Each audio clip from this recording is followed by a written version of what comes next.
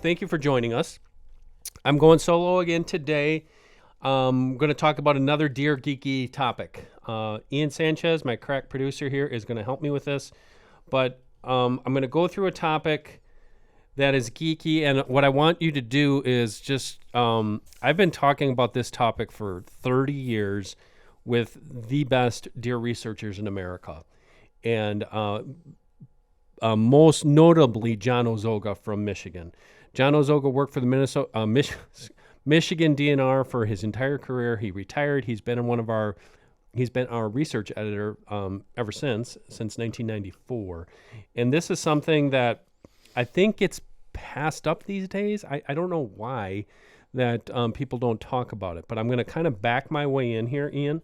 So I'm going to talk about, I have 7 questions, and actually these 7 questions, what I do on my Mac in my office is I got a little Word document. And anytime I get a question from somebody who emails it to me, or if it's on Twitter or Facebook or Instagram or whatever, I write those questions down and I keep a little, I guess, a running tally. So here are 7 questions that I pulled out of here that are going to relate to today's topic. I'm going to tell you the questions first, and then we're going to talk about what could be causing these things. So I'm just going to read you guys the questions first. Number 1, why am I seeing so many does without fawns this year? Number 2, why do young bucks hold on to their velvet longer than mature bucks? Which isn't often, especially this time of year, people see that coming into September with bucks holding on to the velvet.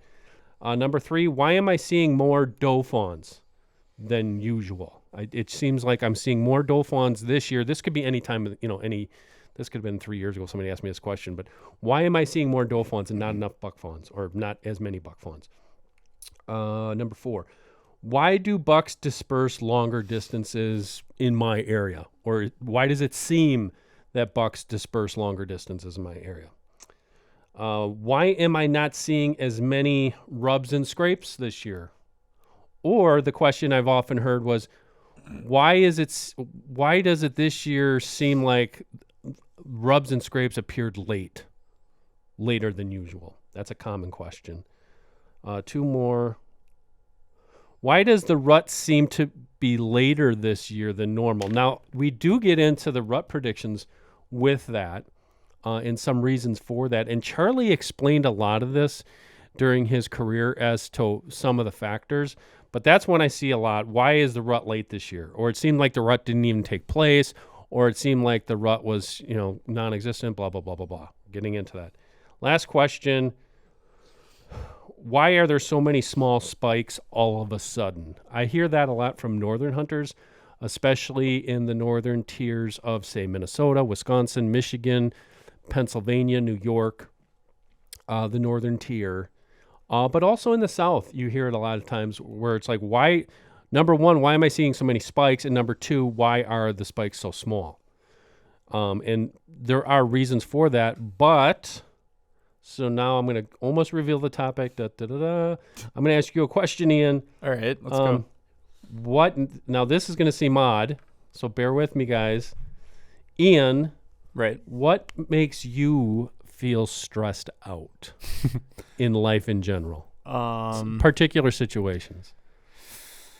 Pick and save on a Thursday, right when the Social Security checks get cleared. The grocery store. And, yeah, it's crowded. Yeah, either at the grocery store or when the Packers are down in the 4th. That's always it. Oh, that's stressful. What about, when you're in a crowd? Yeah, definitely. Do you get stressed out in crowds? Yeah, like groups of people. Oh, yeah, like big groups, like the state fair. Oh, my gosh. That's a handful of people. What about, if you're at the park and then, a bunch of people come in and sit next to you? Yeah, if I don't know them, I'm going to be a little weirded out. It's going to cause some stress. He played right into my hand this time. So you know what, and now I'm not a psychologist, nor have I ever played one or taken, well, I did take some courses in college.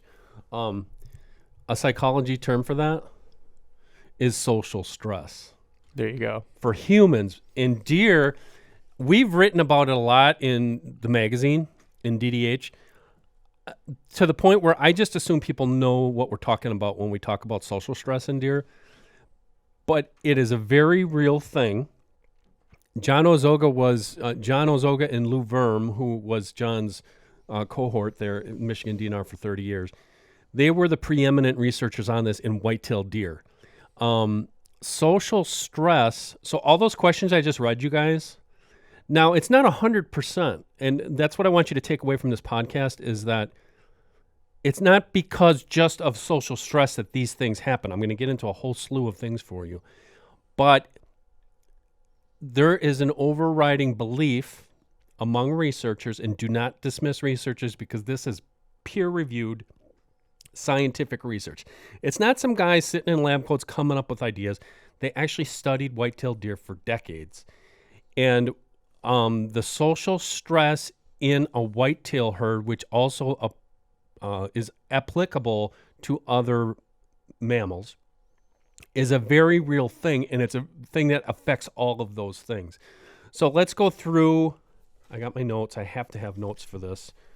Thank you, Ian, by the way. That was an excellent example, and I don't like to always, relate what happens with deer to what happens with humans, but that helps you understand it. The single overriding factor that can alter when deer breed, how and when they feed, when they disperse, and how they affect with other deer on the landscape would be social stress. Now, when you think about social stress, don't think about it in the terms that we just talked about, like, oh, I'm stressed out, you're making me feel uncomfortable. There is a certain element to that, but I want to get to how that it affects deer, because once you understand this topic, you're going to better understand how deer react where you hunt, and also you're going to better know how to predict deer behavior. You just have to trust me on this. It's something Charlie taught me 30 years ago. The more you understand about deer behavior, biology, physiology, and the research surrounding all those topics, the better deer hunter you're going to become. And I know some guys say, I don't care, I just want to kill a big buck. Understand those things. You'd be surprised when that light bulb goes off. You see something in the woods and you might understand how it might happen. Not exactly why, but how. Okay, so social stress affects deer herds in many ways. Typically, though, as I kind of just backed my way into this, you're not going to notice the effects of social stress even when it's rampant in a deer herd. So what makes it rampant? It's almost solely connected to deer density. So how many deer are on the landscape? And you've heard us probably talk about this all the time, number of deer per square mile, to the point where there are a lot of biologists, a lot of research, as in mostly state deer managers, have given up trying to educate the public. I will not. I'll go to my grave trying to educate the public on deer densities. But the thing that frustrates me is in our home state here is we always had those estimates of the deer densities in our area. So it really helped me to understand where they should be. So if you're brand new to this game and you don't know what I'm talking about as far as deer densities, if you look at the optimal deer habitat, it should have no more than an average of 35 deer per square mile. Does that mean every single square mile, 640 acres, is going to have 35 deer? No. Some have more, some have less, depending on how good that habitat is. But that's not a lot of deer when you think about it. Like where we hunt, I'm sure where all you guys hunt, unless you're one of the chosen few that has, tens of thousands of acres at your disposal. If you have 10 or 20 or 40 or 100 or 200 acres, well, let's say you have 100 acres. That's a sixth of a square mile. So what's 35 divided by 6? Like 6? Just about, not quite. So all things being equal, you should have no more than 6 deer on that land. Well, it doesn't take much, like a doe and 2 fawns, and a doe and 2 fawns. That's it. That's all you got. So that's how low a deer density should be for optimal deer health. Most places, anybody listening to this podcast is going to say, well, I got a lot more deer than that. I saw 50 deer in the field last night. You probably have too many deer for the landscape, which is the case across the country. But when it comes to social stress, it is all dependent on deer density. That's where you start seeing these things manifest. How do they manifest? They manifest in different ways, and that's what I'm going to talk about for the most part today. Number one, in territorial behavior. I know this is a lot to keep track of. I know you're probably going to get bored and you're going to start yawning, but just try to stay with me here. It's going to be just a few topics. I'm going to stay on them. Territorial behavior. Deer, as we know, are territorial creatures, especially within the maternal segment. So does are extremely territorial. And that's why we see you'll have it's basically grandmothers and daughters and all the way down the line. And I've used this analogy a million times. The most mature does are going to occupy the high rent areas, the best habitat, and that's going to be the best fawning cover for the most part.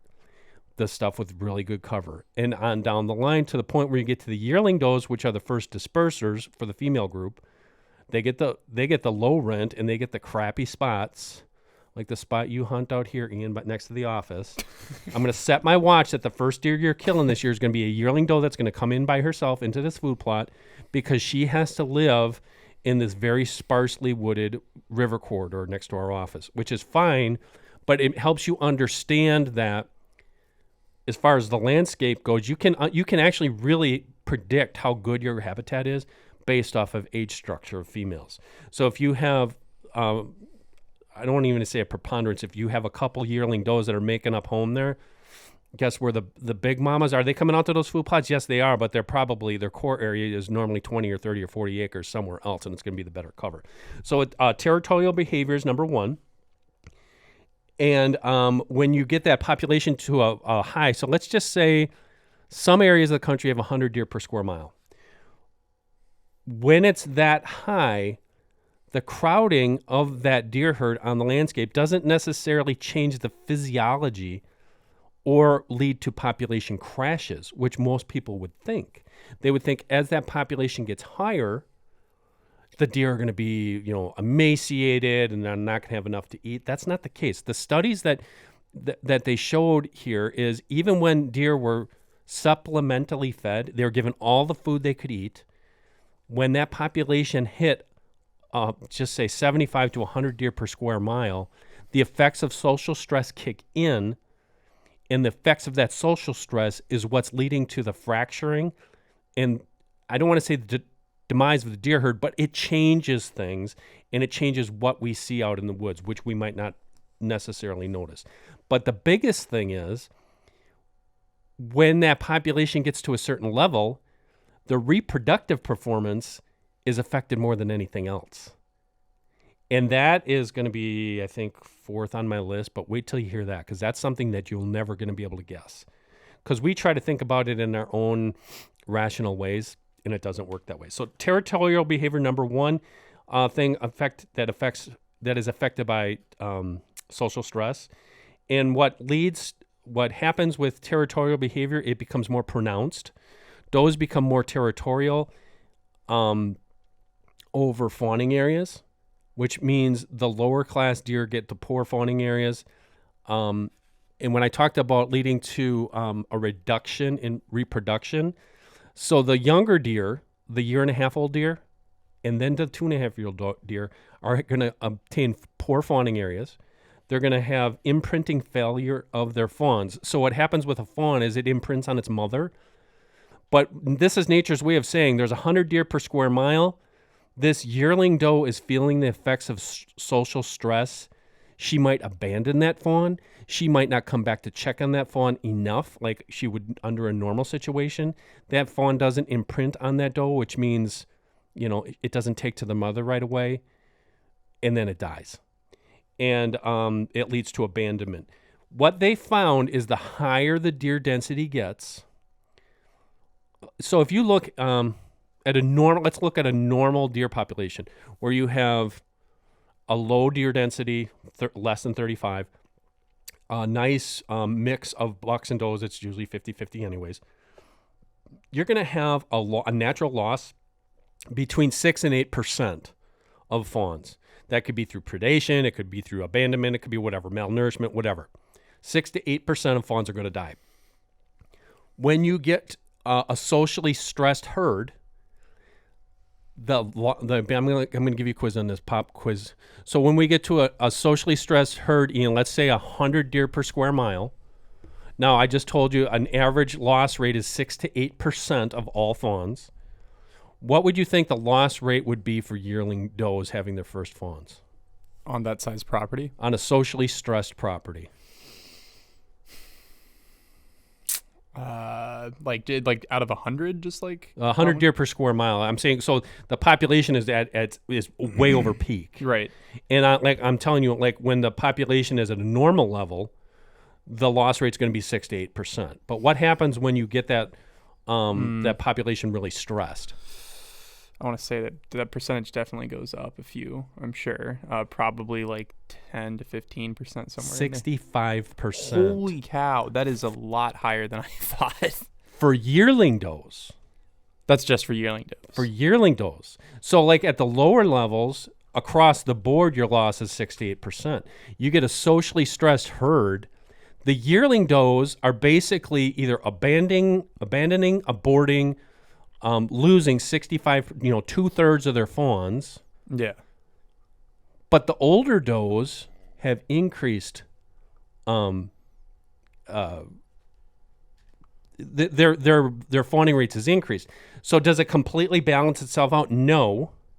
You're still going to be your production rate is going to be. So when you've heard me talk about fawning rates, and I talk about like there's a good area might have 1.1 to 1.2 fawning rate. So what that means is that over that entire herd, you take all the females who gave birth, they average more than one fawn that they raised to 6 months. A fawning rate is to 6 months. So on a good population, 1.1, 1.2. But then you look in like the southeast, especially those in the northeast, those fawning rates are like 0.3, 0.4, 0.5. Right, higher predation. And that's what stress. happens. That's what happens at those high when those densities are high. Right. So your territorial behavior, basically those prime age does are pushing those younger does out. The younger does fawning rates are just terrible. The better the mature prime age does is higher.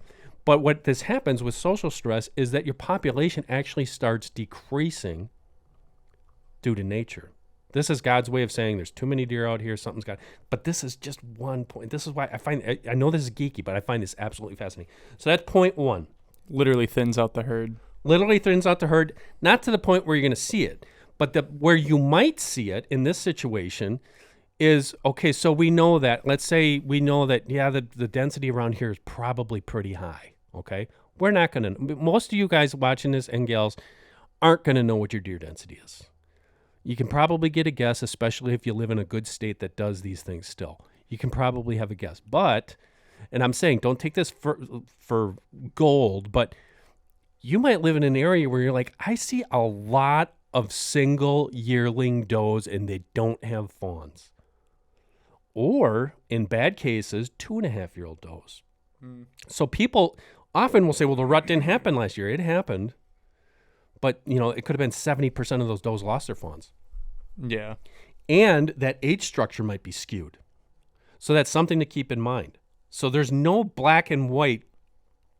There's no black and white answer. I can't tell you that's definitely because of social stress, but I also know that it's probably not because, well, the rut didn't happen or we don't have enough bucks around here to service these does. That's so low on the possibility scale that it's probably not true. Okay, so we're talking about social stress. I'm trying to stay on point here because I know I can get geeky and really go off the tracks. Territorial behavior, number one. Number two, social stress affects breeding. And it not only affects what I just talked about, the success rates of breeding, but breeding behavior, which I find absolutely fascinating. So what social stress can cause, again, stay with me, we're talking about when deer densities get higher than what they should be, it literally can cause a hormonal imbalance in young does. And that's part of the reason. To the point where they have a delayed estrus by several weeks. And it can also prevent breeding altogether. So when you think about that for a second, that goes hand in hand with all this stuff we talk about the rut. Like, well, the rut never happened.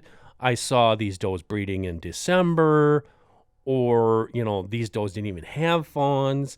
That is can be a direct correlation to social stress, which is completely fascinating. Again, God's way of saying, too many deer out here. This doe has a hormonal imbalance now because, some of the things physically is telling it, is changing its physiology that it's not going to enter estrus until 2 or 3 weeks later than normal. Or somebody will say, oh, the rut happened late this year. I don't know why. That's because you happen to be hunting in a high density area and you're out there, let's say at the end of November or into December, or if you're a southern hunter in Texas or Alabama or Georgia, that's pushed into February or March or who knows when in some of the southern states because the breeding season is prolonged. And it could be because of that. In a lot of cases, it is. Don't think for a minute that there aren't areas that are way overprescribed, but also I know there's pockets of areas that are underprescribed for deer. So it's something, again, you can't set your watch by it, but it's fascinating stuff to know because it's going to help you understand these things. Okay, so I talked about, that's why you see the crazy ruts this year. It's not the weather. It's more about the herd. If you live in an area with a finely balanced herd, you're going to be fine. That's when you see the classic rut. In most areas of the country, it's going to be right around Halloween into the first week or two of November. I know that is different. If you live in the Northeast, it's later. If you live in the South, it's much later. But if you've hunted long enough, when the average rut occurs in your area. If you're seeing a drastic change, that's something to think about. And the other thing I talked about before, this is a rabbit hole I could go down, which I find extraordinarily fascinating. In all this extreme doe hunting, let's kill the does, we've lowered age structures of doe populations, and we did a video on that last week. And some people are saying, "Oh, you're crazy. The average doe isn't that." Well, it is, but I'm not going to sit there and argue with people because I remember that short. People were thinking that, and I don't think they understood in that short the context that we said average age across the country. Yeah, and sure, you might have 6-year-old bucks on your property all day, every day, but but the average isn't. Yeah, exactly. When you look at a socially stressed herd that has been really overexploited, that means you've killed tons and tons of does off that thing. You're going to see 2.5-year-old does. This is proven by research. I'm not just making this up. You're going to see 2.5-year-old does revert to yearling behavior as far as when they breed, how successful they breed, and what type of mother they are. Which is really something that speaks to me because I know I've been a doe-killing fool over the past 30 years. But the one thing that I really insist on today is not to overshoot those prime age does. And in some areas, a prime age doe is 2.5. But in most places, a prime age doe is going to be 3, 4, 5, 6 years old. Those does I leave alone. If I want meat, I'm killing a yearling or, heaven forbid, a couple of fawns to fill the freezer because I want those prime age does to be doing the breeding because the breeding is going to bring the bucks and the bucks are going to make for better rut hunting and hopefully a happier hunting season. So I have to take a break for just a second. It's like you said the F word there, the fawn word. I think that is the F word for deer hunters, isn't it? Yeah, the fawn. Oh, God. I wish. Yeah. I mean, I've thought of many ways to try to change that because some people would call them yearlings to try to make it sound better. No, there's no way to make it sound better. It's not a yearling. A yearling's an 18-month-old deer. A fawn is a deer that's 6 months old. Shoot it, put a smile on your face, and own up to it. Be happy about it. We're gonna get some comments on that one. But hey, that's okay. That's okay. That's what this is about, that's right? That's what a podcast is for. Okay. Deer Talk Now is brought to you by Traditions. As you probably know, 2 years ago they came out with the Nitro Fire in collaboration with Federal Premium and Hodgdon. The fire stick, they shoot through those guns. This has really changed muzzleloading and has made it more safer, more accurate. Check them out today at traditionsfirearms.com. Okay, so we talked about territorial behavior. We talked about social stress, how it affects breeding. One other thing I have to put in there is, according to this research, and this wasn't just one study, this was for decades, that stress has been known to increase progesterone and delay or completely interfere with reproductive efficiency. That's something that they found through this. Progesterone, for the audience, what is that? It's a female hormone in whitetail deer. Okay. Does it influence like reproduction? Right. health? Yes, it Okay. influences when they go into estrus Okay. and when they breed. Got it. And that is altered chemically when social stress is at all-time high. Now, does it affect every single doe? No, it doesn't. But it affects enough deer that it will make a difference to where you're going to see those delays. And they actually studied this in the lab. And what John did, boy, this stuff, like I said, I could go on all day about this. But what they did is it not only fetal lengths and weights, they measured, there's a name for it, and I can't remember what it is. They measured the eyelids, because it's something about the eyelid of the fetus can tell you about the conception date. And that's how they basically pinpointed when exactly those does were breeding, how efficient they were, and how successful the recruitment rate was. So it wasn't just going out there and observing. It's like, oh, we've got this ear take. No, it wasn't like that at all. It was, like I said, peer-reviewed in the Journal of Wildlife Management is where these studies were published. Okay, the third thing, social stress affects feeding, but not in the way that you thought. So when you looked at the research, it was these deer were given as much food as they wanted. It was a square mile enclosure in Cousino in the upper Michigan. It was where most of these studies were taking place. For all intents and purposes, wild deer, but yes, they were living in a 640-acre square fence. When you look at social stress and how it affects feeding, it affects how deer overbrowse the landscape. So you're saying, well, what you're telling me they had unlimited food, but when you overbrowse the landscape and you look at, they're not all going to congregate in that same spot. So you're going to have, and that's what we have today. We have pockets. You have a guy who's doing QDM who's got food plots, and in some states where it's legal, you have supplemental feed, and you've got good stuff there. But on the outskirts, all that stuff's been overbrowsed. So if you have a population that is way beyond maxed out, the social stress really comes into play, because it not only affects the timing of food availability, it affects the cover, which we know is the number one thing deer need in winter. They need wintering cover. And more importantly, in spring and summer, they need fawning cover. So that goes to the whole high rent, low rent scenario that I talk about. An overbrowsed landscape puts more stress on the deer herd because there's fewer nice apartments for these deer to live in. You know what I'm talking about? It's fewer of those good prime habitat places for those does to have their fawns and rear their fawns. The other thing with feeding, it leads to social stress on the whole feeding behavior. It leads to a proliferation of invasive non-preferred understory, which we see in just about every forest in the country. I talk about that till I'm blue in the face. Do you know what you have as the understory in your forest? If you don't, look at it. Is it vital important that you have to know that? No. It's something that I like to know, because if I have all these invasive species, on my property, am I going to cure world hunger or deer hunger for that? No, but I'm going to do my part to make that a Leopold landscape, to make it the way it should be. It might be a drop of water in the ocean, but that's why people do it. Plus, it's fun. So the overbrowsing leads to degradation of fawning cover, vicious cycle. It leads to gaps in nutrition. I talked about that at various times of the year, another vicious cycle. But the answer is not providing more feed.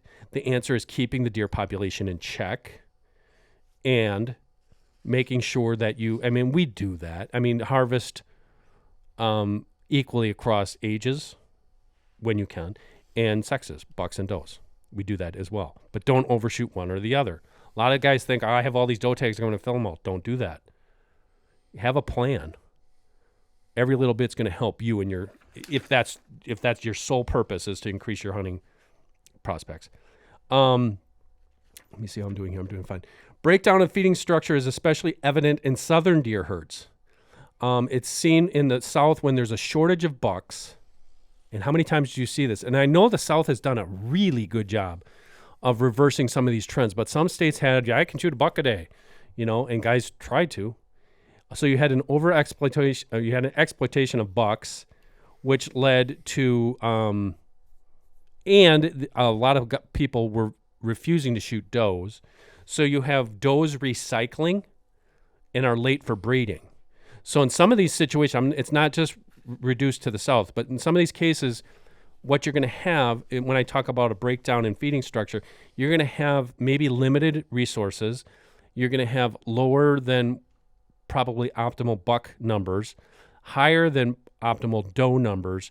And those does, when I say they recycle, they hit estrus, they don't get bred, so they recycle again. When they recycle again, they get bred later. When they get bred later, you have fawns that are tiny going into spring and summer. Their survivability might be lessened because of that. And to our next point, when it comes to bucks, which everybody wants and talks about, it's going to affect them. And what this is going to lead to is social stress and how it affects bucks. It not only messes with them from a standpoint of if they're late to the game, you see short spikes, you see small antlers. Most people, and I don't know why it is, but it just bothers me, they immediately go right to genetics. Oh, he's got bad genetics. He's short spikes. He's only a 6 point. He should be bigger than that. He's late to the game. He's trying to catch up, but it's not just that. It also leads to male hormone imbalances. So what you have when you have a socially stressed herd, you have bucks that delay their antler velvet shedding. You have overall antler growth that's not as good as you would expect, especially when people are today aging deer by 2.5, 3.5 years old, despite good nutrition, despite people doing their best intentions and planning food plots and providing all this, habitat work.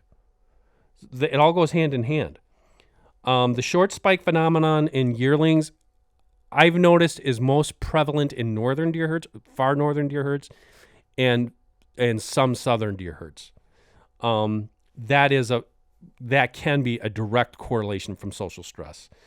Scent marking behavior during the early pre-rut, so like rubs and scrapes and licking branches and whatnot. You think, oh, the rut's not happening. Well, did you ever think of, you have a lot of deer on your landscape? These bucks, their whole physiological makeup could be delayed because of that. And it's true. It does happen. Going back to the short spikes. In areas with high deer densities, when provided ample nutrition, nearly 25% of the yearling bucks can have short spikes or small racks. But it can also be, this phenomenon can also be caused due to improper harvest methods. So when I talk about that, it's like back in the days when everybody shot everything, like any buck was a good buck. You saw a buck, you killed it. That definitely led to short spike syndrome in a lot of places, because you basically had everybody going after bucks, not killing the does. The density went up. Social stress levels were high. And those bucks, as a result, their growth was retarded. I mean, it was pushed back. What else on bucks? I got two more topics for you here, Ian, and I know I'm probably losing you, but this is fascinating. And what's kind of interesting is that it seems like there is a one, like solution, fix all kind of thing for this, but there isn't. There isn't. It's like there is, but it's faceted with a million other little subtopics that you have to pay attention to. That is the thing that I want. What he just said is what I want everybody to remember, because you think that especially as guys, we want to fix it, right? We want to have stop crying. I'll do it. Whatever you want, And that's what we think about here is we want to fix it, and we can't. We have to understand why this might be happening, and then what we have to understand is that what Ian just said there probably is a million different things that are connected to this. It's not just the does. It's not just the does. It's not just passing up small bucks. It's not just putting out food plots and supplemental feed. Right. You can do all of it, and it doesn't matter if you have a high density. This episode is also brought to you by Full Range Mounting Systems. These mounting systems are a great way to manage all of your mounts in a stylish and organized manner. We are using their pedestal mount here on the podcast set for 2 shoulder mounts, and it looks just awesome. Be sure to check out their mounting systems at fullrangesystems.com, and for 15% off your order, use code DTN. The one thing on that, what it does to bucks, is we talked about short spike bucks, but a shortage of prime age bucks can be disruptive during the rut when the presence of older prime age bucks helps ensure harmony and social order. So what happens there is, if you're in an area that is a preponderance of we're going to kill any buck that walks, and you don't have prime age bucks, the prime age bucks are the social order keepers during the rut, and they help suppress some of the other bucks. It's just, to use another human analogy, it's going to be the alpha is going to suppress those younger ones until it's their time. Now, is it, like I said, it's not 100%. But when you see these big gaps, you can understand why that might be happening. 2 more topics. Why does social stress, why do the variables happen? Well, so why does it happen? This sounds simple, but it's nature's way of regulating the deer herd even when nutrition is not a factor. So, and I will always give all glory to God, but this is God's plan. So basically, if that population keeps getting higher and higher and higher, it's not pretty. It's certainly not pretty. But there's going to be a law of diminishing returns. And that law of diminishing returns happens when it hits a certain peak, and then it's like, okay, stuff's going to start happening, And that's the way nature is. It's like you watch Nature's Metal. It is metal. It's going to be like these deer are going to start dying. Some of these deer aren't going to breed. Some of them are going to be stunted. Some are going to be smaller. That's the way it's going to work. And that's how things basically self-regulate itself.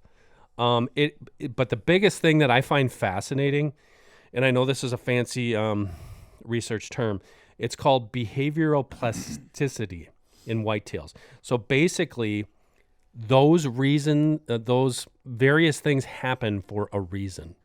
It's plastic. It's movable. It's malleable.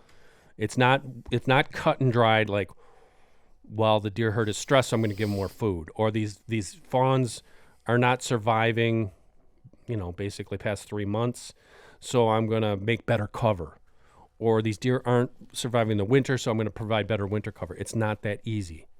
The deer are going to basically ebb and flow to fit that behavior. Now, there's other things that those circumstances, I should say. There's other things that come into play that we haven't even talked about. We got chronic wasting disease. We have EHD, which is even worse because it's taking out entire age classes of deer. We have overhunting. We've got, all sorts of things that play into it that affect the population levels. I know I've talked basically nonstop here for almost 40 minutes, Ian, but I've got one last topic. This one is this could be a topic for an entire show, but it's a phenomenon that we've learned about social stress in deer is that it can lead to social isolation in whitetails, which isn't always a negative. So when we think about isolation, we think like, Ian, I'm putting you out in the park. You're going to be there by yourself. You might get a sack of lunch and nobody's going to talk to you. That's not how it works in deer. That's not what I'm talking to. Hang on, I got to take a sip. Thank you. Social isolation in deer, which they've studied, and this is what they found. It can lead to improved reproduction for certain age classes. So for an example, I'm going to be talking about does here again. A 2.5-year-old doe that is socially isolated. So what does that mean? Remember when I said they can revert to yearling behavior? So when we look at yearling does, we talk about the concentric circles and how does live on the landscape. The yearling does, first-time mothers, are normally socially isolated because they get the low rent. They get the spot here by the office where they can live in the 3 acres and pretty much not get bothered. But it's kind of crappy habitat because there's kids running through there and guys walking their dogs. And yeah, they can hide for a little bit, but it's kind of stressful for them. They're not across the river by the cornfields because that's where the mature does are, but it's relatively close. The 2.5-year-old does, so how can being a socially isolated be good for a 2.5-year-old that's reverting to those yearling behaviors. They often exhibit earlier breeding dates, which is a good thing for a doe because, I mean, not extraordinarily early. We're talking days or maybe a week. But the sooner she gives birth to her fawn, the normally it's going to have better odds of surviving rather than being a late-born fawn and being underweight and stuff like that. Also, being a social isolate often leads to larger litters. So think about that. The recruitment rate actually might be higher. So that first time mother, a yearling, or a first-time mother that's a 2-year-old, or she could be a second-time mother, she's going to probably have twins. So they found that. They found that the litter sizes are normally larger for these isolates. And also, this is a thing where, another thing about how nature is just bizarre, they skew to a preponderance of female offspring. So you have social stress. You would think now and the thing is, again, it's not cut and dried. In some cases of social stress due to over harvesting, that went back to the 50s and 60s. You know why we had so many bucks? Everybody shot the first buck they saw. Okay, so in that case, the does were more skewed to throw more bucks because there were fewer bucks on the landscape. Nobody shot does, and that was a thing. In this case, the social stress is due to a high deer population in general, and she's throwing more females. Why is that? That's a mystery to me. That's a mystery to me was why those earlier breeding females who are younger would be giving birth to more females than males. That one doesn't make sense to me. I can't figure it out. Do you think Auburn has an answer?